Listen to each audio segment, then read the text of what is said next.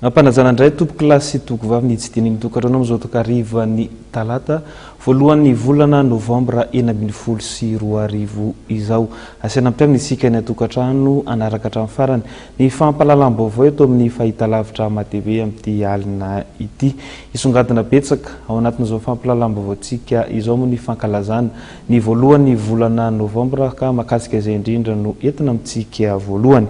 Andro tsy asana fa andraisana karama ny voalohan'ny volana novambra na ny Toussaint izay fetin'ny olo-masina ihany koa.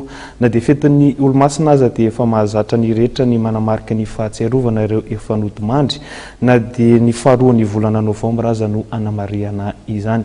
Io jerentsika ity fanadidina no entin'ny namana Claudia Rasolsan ity.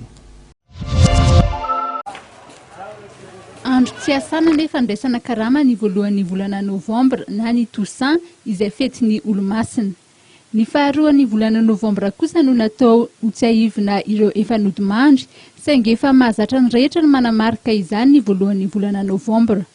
Saika amin'ny alalan'ny fanaterana voninkazo eny amin'ny faritsan-drazana avokoa no entina anamariana izany. Eritreretina efa lasa olo-masina ilay fianakaviana efa lasako.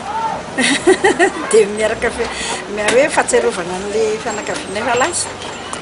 Iny indray mandeha isan-taona fotsiny izany sady fanajana azy no fahatsiarovana azy. Fahatsiarovana andreo ray aman-dreny efa lasa sy nefa ano dia mba zao ny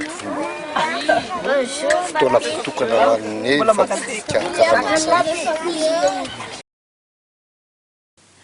Arak'izany, ankoatra ny fanaterana voninkazo dia misy ihany koa ny fanadiovana ny fasana. Tsy fotoana natao atsiarovana ireo nodimandry ihany ny fotoana toy izao, fa fotoana ihany koa natao mba hampisy firaisan-kina amin'ireo izay mbola velonaina.